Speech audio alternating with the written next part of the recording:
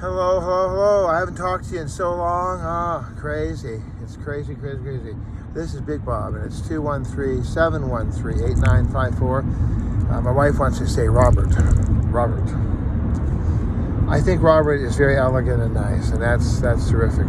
So, Bob, I like to be friendly because I guess I'm a people pleaser.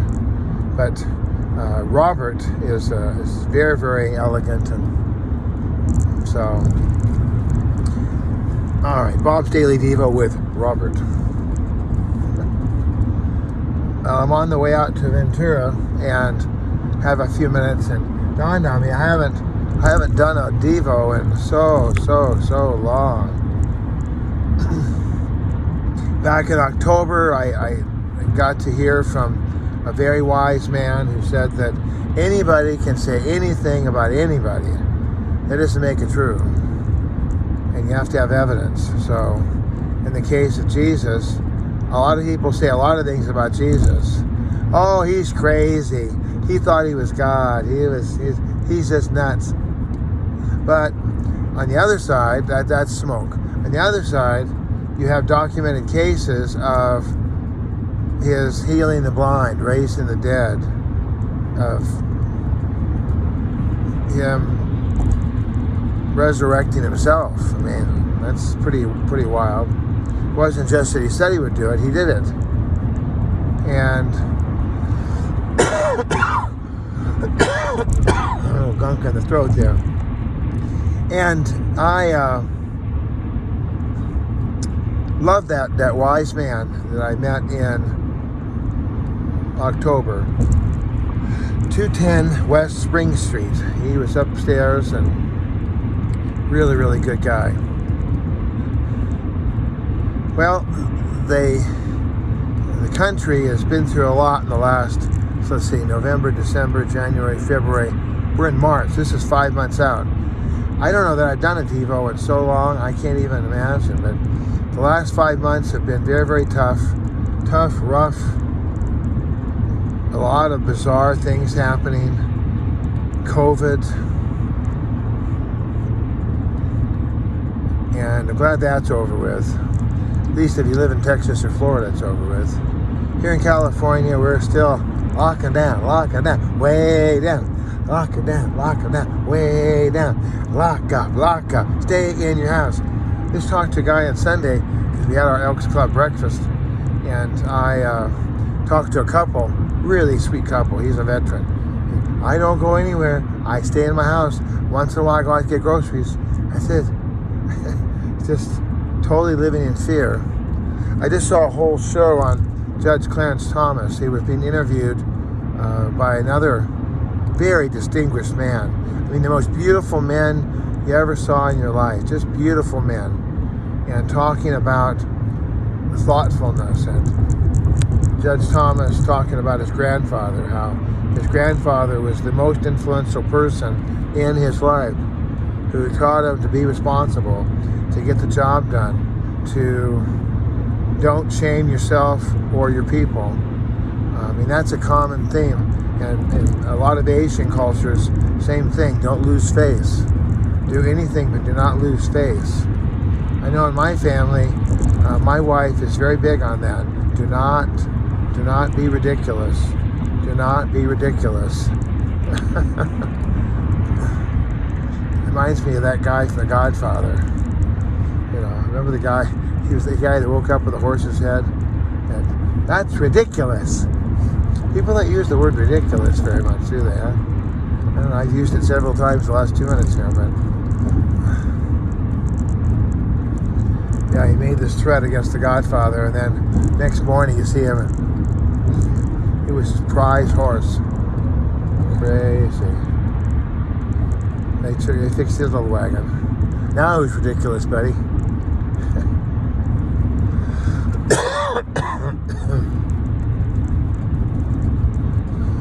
People always think that I'm go, hep, bo, bo, bo, bo, bo, bo, bo, bo.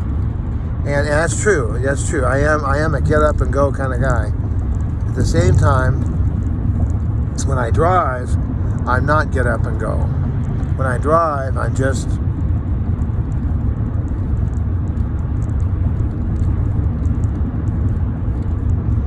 slow and steady. I drive in my Zen place. How do they do that? They do the weird finger thing. So, isn't that nice with Jesus? We don't have to have weird finger things. We don't have to shave our heads. I didn't have to shave my head. Well, my wife wants me to do that, and I think it's very smart. Krusty the Clown is a nice guy, but not necessarily an icon of good-lookingness. You don't have to wear a uniform. You don't have to throw down a rug and do this at certain times. There's no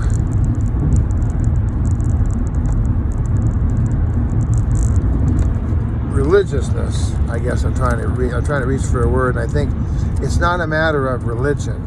Religion is man's attempt to get to God. And God reached out to me, and God said hi to me.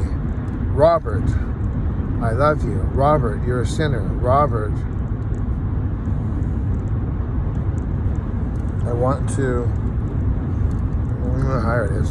Robert, I want to make you my own. I want you to be mine. Judge Thomas said something that makes me think. He said that he went back to the plantation of that his family was on for years as slaves. I also heard yesterday an actual slave, a man who was a slave in the 1850s, 60s, and he remembered being a slave. He remembered being freed. The man was a young man as a slave. He was never sold or bought, but so Judge Thomas is talking about going back, and he said that some folks get stuck in reverse. They throw it in reverse and they get stuck. Throw it in reverse and they get stuck. Are you stuck? Are you always looking back? Are you living in 1920 and 4? Probably not. Not many people around from 24. But there are many. I mean, we're only in 21, so it'd be like about 97, right? So, but people can't live in the past like that. You can't live. You can live. That's the problem, really. You can live in the past. But Judge Thomas said to put yourself back, to limit yourself. Why would you do that? Why would you limit yourself? Why would you put yourself back in a place of pain and suffering, a place where your choices were not right? Why would you do that? So I thought that was a really awesome observation from Judge Clarence Thomas. And when you see him, when you talk to him, the man is like, he's a beautiful man. I mean, just beautiful. Doesn't have any quirky habits. He's not puffing down 14 cigarettes every 10 minutes. I mean, he's not obsessed. And he said things that were just so resonant with truth, resonant with wisdom, resonant with peace.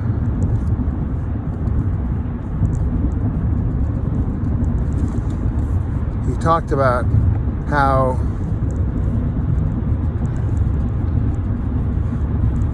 having a dialogue, a discussion, is real important. But you can't have a dialogue with someone who thinks they know everything. If you think you know everything, if you think you're all set, don't tell me, I know. You can't have a talk with someone like that. Because if someone is just all bent that they know, and no one's going to tell them, and I know the answer, I have all the answers, and I don't need to talk with anybody because I got it all set up. It's nice to have confidence. I use Velcro. My friend. I've been using Velcro since I was back at the office. That I worked in an office, and one Christmas they were going to have a Christmas show, and so they had auditions. So I went in. I just thought, well, I'll go in and see what it's all about. And so then they got me talking, and they're talking about. I had a bag, and the bag was kind of my big tool bag, and had all this Velcro in there. And I was so excited about it, so animated. I was just, and then turned out that they played it at the Christmas show, and I couldn't even, I was just crying with laughter. It was so funny. It was the funniest little video ever. And I was just talking about Velcro. Well, I'm still using Velcro. I still got a little bag.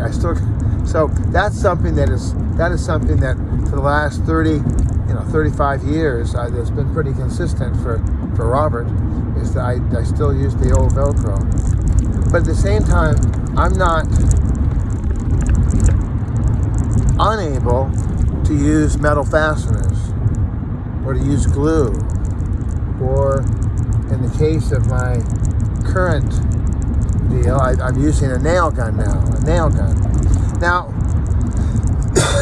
I had a nail gun, and I was using it, and the nail gun, I'm going to set this down, the nail gun, it wasn't functioning. And I was just like, this is crazy.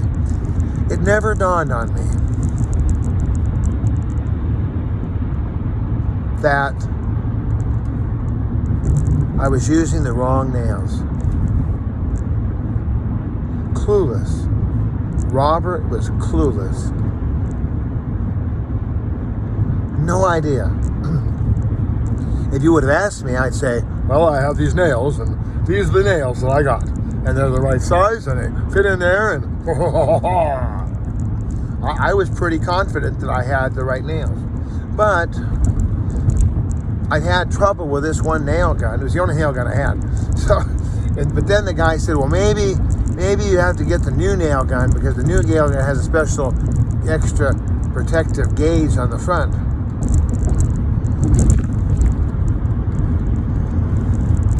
So I got the new nail gun.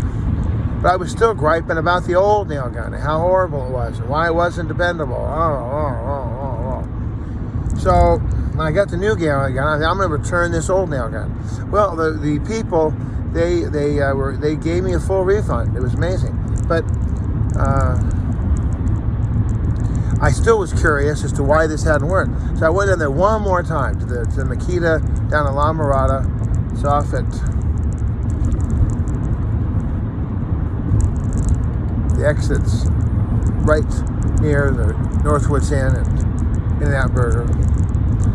So I go over there, and the guy says, well, it seemed I never had it fail ever. I never.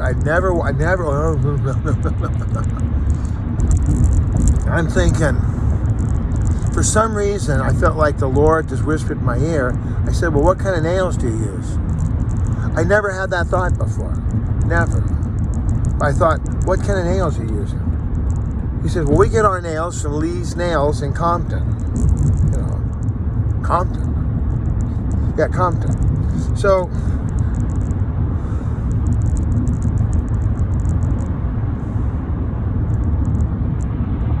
I thought, well, and I looked at the nail he had, I looked at the nails that I had, and the nail heads on the ones that he had were a thicker head on the nail. I thought that could be enough of a difference to where it's not grabbing, the machine's not grabbing it. But there was no requirement on the outside of the box when I got the hammer, the little nail gun, that I didn't see anything. So I went down to Lee's Tools in Compton. There's a song about that. I wish I could pull it up here. Let's see if I can find that song. All right, let's see here. Like that. All right. Here we go. Compton song.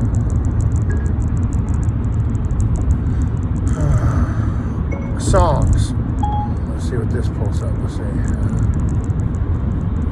90 Compton songs. Straight out of Compton. That's what it was. Straight out of Compton. Let's see if we can. This is straight out of Compton. NWA. NWA, straight out of Compton. Let's get rid of that commercial. Here we are. Let's see what it is. Let's see. This will be fun.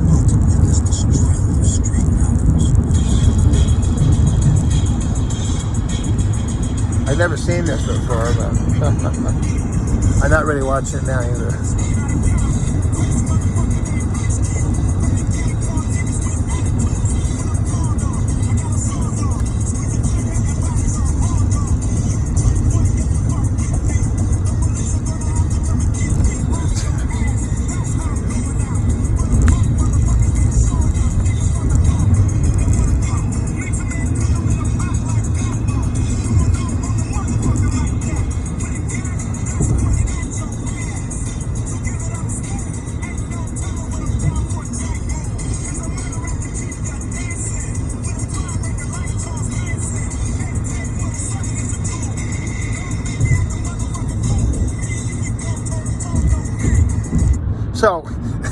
So straight out of Compton. So I'm thinking Compton. I go to Compton for other things, and this song is sort of iconic, and it's really cool. I remember one of my buddies, one of my groups, I was saying he had a Compton hat, and he was a very, very nice man. Nice man as far as he was courteous. He had good talks, and it was interesting. So I'm going down to Compton to Lee's Tools, and turned out Lee's Tools was the bomb. I mean, it was really, really awesome. I found the nails I wanted. They had different sizes. When I went to the Home Depot, I just got the Milwaukee nails. And the Milwaukee nails didn't have as strong of a head on them. The Milwaukee nails didn't have any variety, really. This guy, I had 2.5-inch nails, 2-inch nails, 1.75 inches, 1.5 inch nails. I mean, he had it. And these boxes, little white boxes, were so heavy. I mean, I had the big bag. I was like, ooh, so I got nails that I needed, and guess what? You're right. No more problems. My nail gun works perfectly. And also get mangoes down there. There's a little Latin gal, and she has a mango tree in her backyard, and she has all the spices and whatnot, and so she puts together these little packets, and so my wife will call me and say, go to Compton and get the mangoes, So, yeah. So I go down there for that. And also I was down there, I asked about the batteries. I said, hey, what about my Makita battery? How much are those? And do you have the six battery? And 6 is the strongest battery they have. And let's see if I can tell you. It's a 3, all right, 3A8, whatever that is. This is a 3, but I get the 6. The 6 lasts longer than the 3. They're stronger. They get more punch. They last longer. They're the best battery they make. So I asked. I was normally a battery cost about $200. Not there, brother. Not there, sister. It was like $100. I thought, whoa, I gotta get one of those. So I got a brand new number 6 battery with my nails, and that was like so cool. It was wonderful. So, but I think I'm getting about 18:51 here on the time clock, and Otto is. You ever watch Prager? Dennis Prager, interesting man, very interesting, Jewish man, very interesting. He has his dog Otto, and he's sitting there. That's why I think of the Otto there, and he's a very, very good man. All right, so here we are, where people are jammed up here. I don't understand how people drive. I'll take it. Look at them. And we're going 65 miles an hour. That's way. Did I mention way too close? Look at this.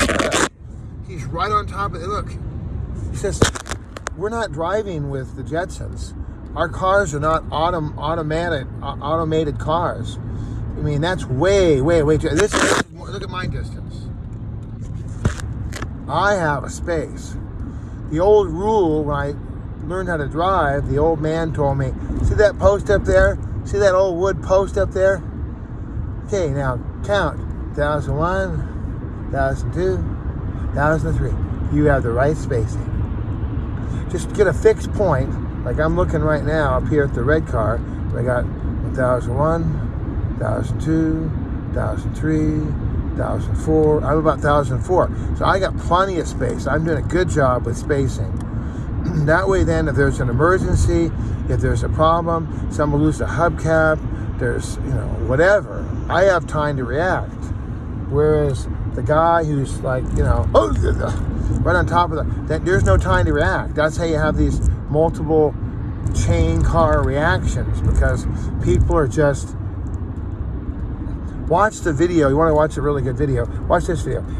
Look up YouTube and look up Twilight Zone and look up Push, Push, Push. It's a video. It was an episode that Rod wrote that was talking about this businessman and his boss, and it was always push, push, push, push, push, push, push, push, push, and everything was push, push, push. That's how you get successful. You got to push, push, push. And people think that I'm kind of pushy. I get that feeling because not everybody has the energy that I have. Not everybody has the same quickness that I have. I'm pretty quick. And so they feel pushed by me because I walk in, it's like, cause I just seem like I'm just too much energy, too much power, too much just... And that's my gift though at the same time, because I go and you give me some work and I power through it. I get it done. But even when I power through it, I'm not rushing. If I don't get something, if I don't know how to do something, if I've never done something, then whoa, pump those brakes, baby. I'm pumping those brakes, baby. Pump, pump, pump, pump. Slow it on down. Come to a full, complete stop and take a step back. Now let's process this. Let's see.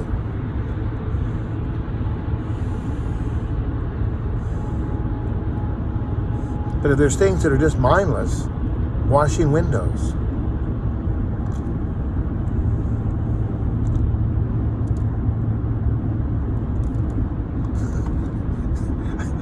It's not a high intensity mental activity. Spray the sprayway, but that's the best glass cleaner in the world, sprayway. Spray your sprayway, then get the roll of paper towel. And I'm talking about, and I'm not talking one little sheet, and then, no. I take about a yard of paper towels and I wad them up real quick and I go and make sure you get the corners, get it all that. And I go. You should always wash the window at least twice. And those paper towels, they really help. And, well, you don't need to use paper towels, Mr. Bob. You can use a lot of other things. Well, guess what? You could do other things, but the thing is that the paper towels for I do doors and windows that have maybe 12, 13, 14 lights on them. So you can't necessarily do the squeegee. The guys who do the big industrial windows, one sheet of glass, 45 yards by 25 yards, yeah, okay. They gotta have a squeegee. My wife was in Kaiser a couple of years ago. There's actually, if you look at the Kaiser building in Baldwin Park, they actually have, I'm afraid this thing's going to fall out, but I guess it's good. They actually have tracks on the building. This is not a joke. They have tracks on the building, and the tracks run a little scaffold that goes up and down. And they push a button, they go, so, and they wash the windows that way. But I'm talking about a residential home with a lot of little lights that are on, and guess what? The paper towels and sprayway, that really works well. So, all right, well, I'm going to wrap it up. Give me a call, 213-713-8954, and this is your old pal Robert, and I'm just yammering on. We're making good progress towards getting out towards Ventura here. Where I'm going to put together a table. The top came for the table apparently, and then a credenza or a set of drawers, and I put the whole thing together where there was no bottoms to the drawers. So I got to rebuild. I got to take them apart and put them back together with the drawer bottoms. So get that done. Plus there's other little things, and I have no idea what I'm doing today. None. Not any clue. No clue. I don't really even. It doesn't make any difference. I was doing the breakfast thing yesterday, and the gal who ran the bags down was, well, I got 4 grand. And I'm like, we don't need to hear all that. Just hand me the bags. I set them down next to the chafing dish. And I say, okay, we got 4 burritos. We're making 4 burritos. If it was veggie, then I would call out to Rudy, say, hey, Rudy, we got a veggie coming up here. But other than that, we just need to get the tortillas over here to the table. And then once you get to the table, then I'll make the burritos. I'm the only one that really cares about bacon or sausage or combo. I mean, I'm the only one. Nobody else really needs to know that. It's not important. The guy who's making the eggs and cooking the veggies, he doesn't care. The guy who's making the tortillas, he needs to know how many tortillas, but it doesn't make any difference if it's combo, veggie, or combo, bacon, or sausage. They don't need to know that. So it's too much information. So, but just one step at a time is the way to go. Just one step at a time. These people love to drive so quick. I'm driving plenty fast here, and I'm going the speed limit. All right, so you got my email, 8954greenatt.net. And so that's it. I'm on my way, and no one calls me. One time I got a call, I think. Out of this, 10 years I've been doing YouTube, or 5? I don't know, a lot of it hasn't been 10 years, but all the years I've been doing YouTube, I got one call maybe. So people are not, they're not burning up the switchboards with phone calls. No, nobody's calling. But if you wanted to call, if you wanted to talk, give me a call. 213-713-8954, 8954greenatt.net. All right, God bless you. Love you. Have a wonderful, wonderful day. And I'll talk to you soon. Bye.